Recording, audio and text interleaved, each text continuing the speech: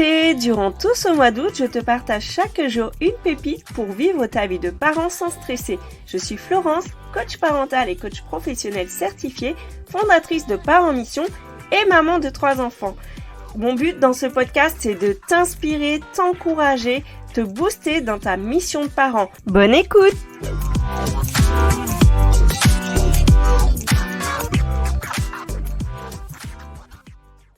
La bienveillance envers soi n'est pas une option. Je répète, la bienveillance envers soi n'est pas une option. Je te le dis à toi parce que mon petit doigt me dit que depuis que t'es parent, tu as des pensées parfois bien critiques envers toi. T'es souvent le plus dur juge envers toi-même que les autres. On dit qu'on a peur des fois du regard des autres, mais il suffit de juste regarder notre propre regard et je pense que ça suffit, tu vois. T'es le plus dur juge de toi-même, tu te trouves pas à la hauteur, que tu fais pas assez bien les choses, que tu les fais pas comme il faut, que tu fais pas assez. Enfin, à un moment donné, j'ai vraiment envie de te dire, mais sois bienveillant envers toi. C'est vrai que t'aimes peut-être pas les injonctions, mais là, celle-là, franchement, je peux pas faire autrement que de te le dire comme ça. Parce que, alors il paraît que la bienveillance, c'est un mot galvaudé. Je ne sais pas pourquoi, moi je vais continuer à galvauder ce mot parce que de toute façon, c'est un mot qui compte pour moi. C'est vraiment, ça fait partie de mes valeurs. Donc je t'encourage à être davantage indulgente envers toi, être vraiment bonne envers toi, à te montrer compréhensive, attentionnée, parce que si tu ne le fais pas, qui le fera? Bah oui, t'as peut-être de la chance, t'as peut-être une famille qui est plutôt compréhensive envers toi, t'as peut-être des amis sympas, mais ça se trouve, t'es pas super entouré, tu vois. Donc, qui le fera d'autre que toi?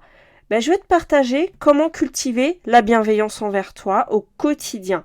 Premièrement, je t'invite à te traiter toi-même avec la même compassion que tu ferais envers un ami proche. Sois ta meilleure amie, ton meilleur ami. Sois compréhensif envers tes erreurs, les défis que tu traverses, comme tu le ferais envers quelqu'un d'autre. Je suis sûre qu'une maman qui vient te voir et qui te dit « Ah voilà, j'en peux plus, voilà, j'ai fait comme ci ou comme ça », tu trouveras des mots pour l'encourager, tu trouveras des mots qui lui font du bien. Alors, fais-le aussi pour toi, parce que ça te fera du bien. Ensuite, c'est vraiment d'avoir un discours plus positif envers toi. Tu vois, le discours intérieur que tu as, toutes tes pensées là qui t'accablent en ce moment, tout ce discours négatif, remplace-le vraiment par des pensées plus positives, d'arrêter de se critiquer, mais d'être plutôt encourageant envers toi-même. Par exemple, tu peux te dire, bon, j'ai fait de mon mieux là, je ferai mieux la prochaine fois, ça arrive à tout le monde de faire des erreurs, tu n'es pas si mal, t'es quand même une bonne maman ou un bon papa, parce que vraiment, tu vois, ces petites phrases, c'est ce que tu diras à un autre parent qui va pas bien. Eh bien, pareil, dis-les à toi-même. Ensuite, prends des moments de pause. Je te le dis souvent, ça c'est vraiment quelque chose d'important. Je sais que c'est pas facile, moi-même, ça peut être un défi pour moi, mais à chaque fois, je reviens au même constat, de toute façon. Alors, s'accorder des moments de pause, ce n'est pas une option. On a besoin de se ressourcer quand on est parent, que ce soit pour se reposer, pour lire, pour prendre un bain, te détendre, faire quelque chose qui te fait du bien, que tu aimes. C'est vraiment essentiel pour ton bien-être, pour ton équilibre à la fois physique et psychique. On en parle aussi de ça, parce que si tu ne le fais pas, c'est pareil. Tu n'auras pas le temps. N'attends pas d'avoir le temps, en fait. Prends-le. Pose ce moment pour toi, prends-le parce que de toute façon sinon tu n'en auras pas. Ensuite, de te fixer des limites, c'est hyper important d'apprendre à dire non lorsque tu as besoin par exemple de temps pour toi-même. Moi j'en connais autour de moi qui n'hésitent pas et franchement je suis admirative parce que pendant des années j'ai eu du mal à dire non et je me sentais un peu obligée de tout faire pour tout le monde, à tout moment. Et en fait, maintenant, j'arrive à dire en fait quand je peux pas. Et des fois, je te l'avoue, je disais non quand j'avais autre chose de prévu. Mais si je n'avais rien de prévu, eh bien, je ne disais pas non, tu vois, je prenais quand même. Et ben j'apprends maintenant à me dire quand j'ai rien prévu, c'est parce que je le veux et que là j'ai besoin, en fait, j'ai prévu là de ne rien faire, tu vois, ou de me reposer parce que je ne fais jamais rien complètement, mais de me reposer ou de faire des choses dont j'ai besoin et donc de se fixer des limites aussi, c'est hyper important. Ça ne t'empêchera pas de faire les choses plus tard aussi, tu n'es pas obligé de dire non à vraiment non, tu peux aussi dire non mais pas maintenant mais plus tard, tu vois, c'est aussi une alternative que tu peux trouver. Ensuite, d'accepter tes imperfections et tes limites. Personne n'est parfait, c'est normal d'avoir des jours sans, c'est normal d'avoir des jours un peu plus difficiles. Accepte que ça fait partie de la vie. Moi, j'aime bien dire souvent l'expression c'est jamais tout blanc ou tout noir. Est-ce que ça va? Oui, tout va bien. Non, en fait, tout va pas bien. Il y a des choses qui vont, il y a des choses qui vont moins bien. Est-ce que si tu réponds ouais, ça va pas du tout, en fait non plus. Il n'y a rien qui va pas du tout. Il y a des choses qui vont, des choses qui vont pas. Faut d'accepter qu'en fait, dans la vie, c'est comme ça. Il y a des choses qu'on aime, des choses qu'on aime moins, des choses agréables, désagréables. Et du coup, c'est beaucoup plus relaxant, c'est beaucoup plus déculpabilisant en fait. Ensuite, c'est vraiment de célébrer tes réussites. C'est quelque chose que je propose dans mes accompagnements, de ne pas minimiser les réussites, aussi petites qu'elles puissent être. T'as fait un repas aujourd'hui, par exemple, c'est pas le repas le plus foufou que t'as pu cuisiner, mais ce jour-là, tes enfants étaient contents. C'est une réussite, tu vois ce que je veux dire? C'est vraiment chaque étape de ton parcours, chaque étape de ton quotidien, chaque moment que tu apprécies, c'est une réussite. C'est d'être reconnaissant aussi de ce que tu as. Donc soit de vraiment les victoires, tu vois, toutes ces choses que tu as accomplies qui te demandaient un petit effort et dont tu es fier, soit aussi d'être reconnaissant de ce que tu as, de ce qu'on fait pour toi, de ce qu'on t'a apporté. Chaque jour d'être reconnaissant, de cultiver vraiment un point de vue positif sur ta vie.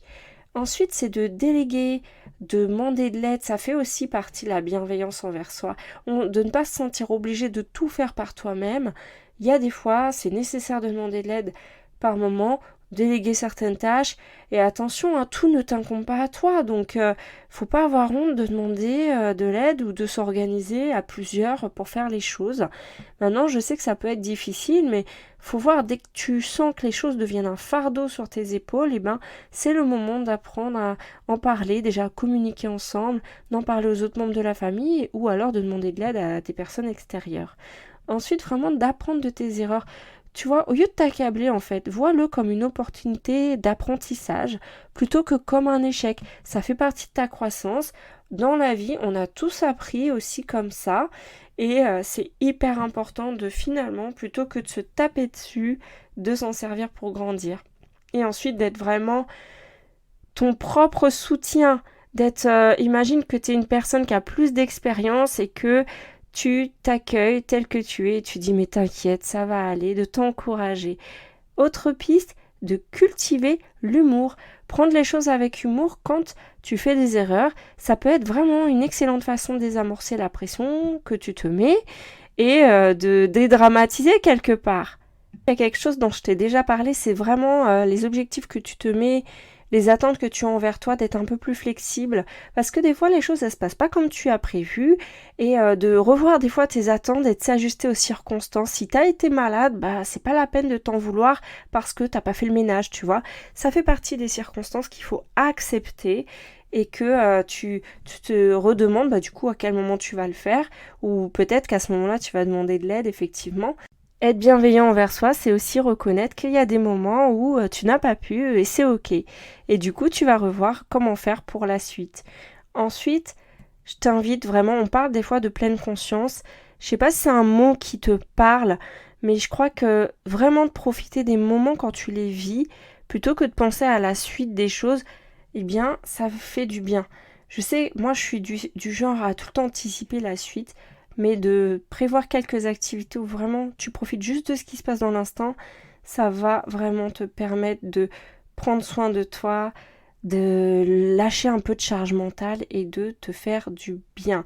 Donc toutes ces idées sont vraiment pour t'aider à grandir un peu dans la bienveillance envers toi. Si tu es plus bienveillant envers toi, tu le seras aussi plus avec tes enfants. Ça contribue à ton bien-être et surtout à une parentalité du coup plus douce, plus agréable. Tu verras, ça fait énormément de bien. D'ici là, tiens-moi au courant, hein, tu me connais.